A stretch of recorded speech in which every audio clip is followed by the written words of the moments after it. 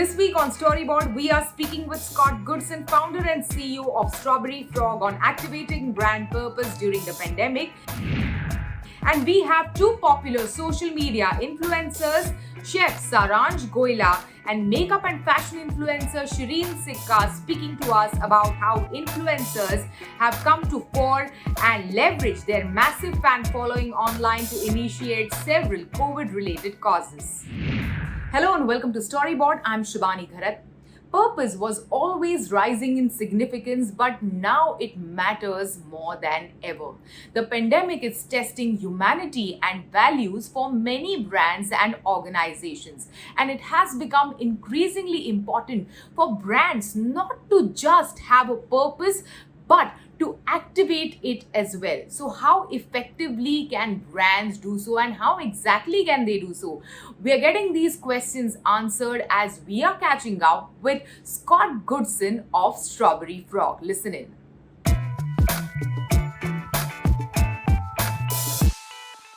Scott, welcome to Storyboard. Thank you so much for having me. It's so good to have you on the show today. Also, Scott, we are speaking at the right time. You and Chip Walker recently released a book which speaks about, activating brand purpose. It's called Activate Brand Purpose. Not a better time than this to speak about it, as India is going through a dire second wave of COVID-19 with more than 350,000 cases reported every single day. Like, that's the minimum number of people getting reported for the last, I think, 14 to 15 odd days is what we are seeing right here. So how do we do that? How can brands do that currently, given the current scenario? Because advertising is continuing on TV channels and GCs. So how can they really activate their brand purpose given the current scenario? We set out to write this book in the middle of our own COVID surge here in New York City. Chip and I actually started the book at the 52nd floor of the Empire State Building, just as COVID was descending on Manhattan. If you remember, about a year and a half ago. And I think what we decided we wanted to tackle was the issue of how do we help, how do we start a call to arms for business leaders to stop talking about brand purpose and move them to action? How do we move what we call like woke CEOs to become warrior CEOs? How do we get them to understand, and their organizations, that they can actually grow and transform their businesses and at the same time drive positive change in communities and in societies? And that's what we did with this book, Activate Brand Purpose. Specifically as it relates to COVID, there are quite a few things that companies here in the US have done, companies that have had purpose. One example that we talk about in the book is a newly merged financial institution called Truist, which was two very large banks came together to form Truist. That happened just before COVID hit. And the first thing that the CEO of one of the companies and the CEO of the other company that got together did was actually write the purpose for their new bank, which is the sixth largest in the United States. And that purpose was about inspiring and building better lives and communities. That was the purpose that they landed on. And then when COVID hit, it was as if, you're in a sailing ship, the waves are high, the wind is blowing, and you have a deep rudder that helps you guide your organization. So the first thing they did was to develop something called Truist Cares, which were tangible actions to help communities within which they operate. And they were involved in helping education, shelter, food, necessities that people needed during the height of the surge. They were the first financial organization in this country to do that. So we're seeing tangible benefits coming out of having a purpose. And one of those is what happens when you're faced with great challenges such as COVID. Okay. Now, Scott, coming to the point of the changes that we have seen in consumer behavior over the past 1 year since the pandemic has hit the world. Now, one of the most striking change is that of social isolation. Like, you have completely isolated yourself. Everyone is far away from one another. Travel has reduced, get-togethers, all the parties, night outs, meeting other people for dinners, etc., has come to a standstill during the time of the pandemic. How has this impacted, or what, according to you, what is the change that it will bring on brand sales and, of course, eventually the kind of engagement that brand does with its consumers? I mean, we're living in a time of great disruption, and all things being equal, place and price still matter. So we're seeing brands disrupt categories by turning to, for example, here in the United States, Instagram as a retail platform. There's a company called Dayo, D-A-Y-O, which makes leisure wear, which before the pandemic, people were like, well, why do I need leisure wear? I'm not going to be wearing, my leisure wear, my sleepwear.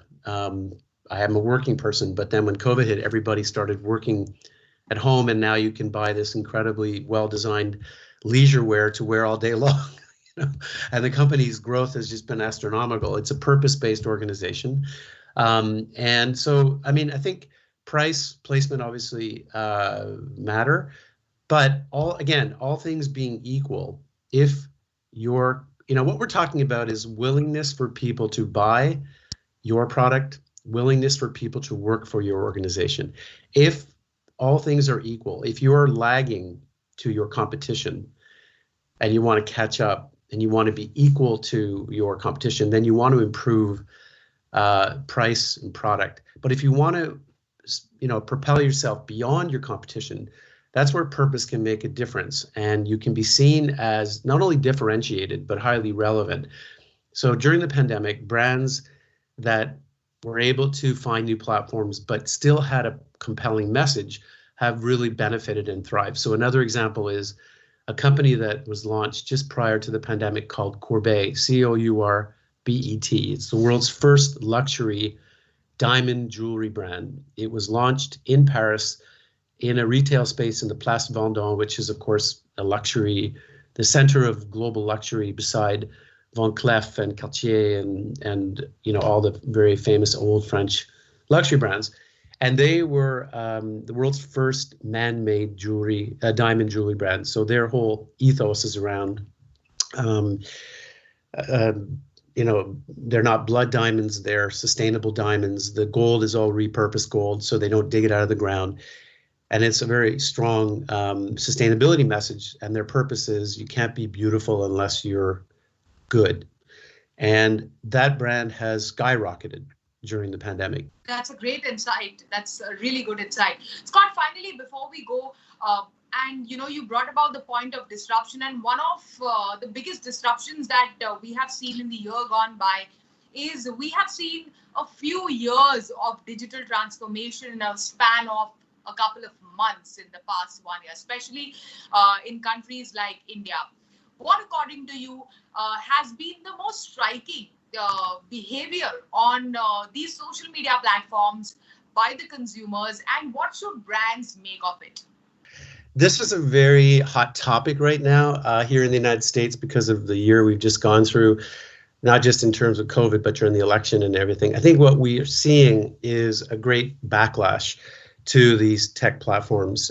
People feel that they are unethical, that they are divisive, that they do not live up to any form of purpose whatsoever. It's interesting, I worked on the launch of Google way back when Tim Armstrong was the head of marketing. Now he's gone off and done much bigger things, not bigger things, but subsequently larger things. In those days, the purpose was to defy evil. That was Google's purpose when they were like 2,000 people. It was not a lot in those early days when we were working with Google. And now we're sitting at a time when people think these are evil platforms. And here in the United States, there's an antitrust movement against Google. People are very angry at Facebook for the behavior over the last year. Same with Twitter. I think there's going to be a reckoning. I think the politicians unfortunately take a long time before they see problems and act. But I think there is a large momentum growing to either break up these large tech platforms. And I think what you're going to see over the next little while is responsibility coming back to these platforms, and any tech platform for that matter. So I think we're going to see, these are signals that are leading to a future. It's not guaranteed this is going to happen, but I think we've seen it in other sectors. When the government steps in and starts to break apart these organizations because of their behavior, yes, it's because of their fact that they're monopolies.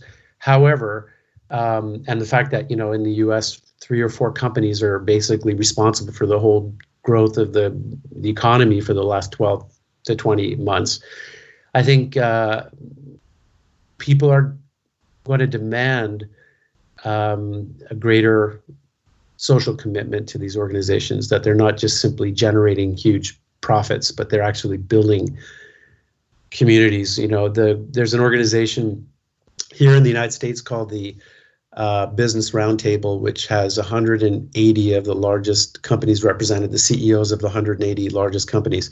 And they just came out 2 weeks ago with a kind of about-face statement saying that the purpose of corporations are to ensure that every American benefits from the US economy.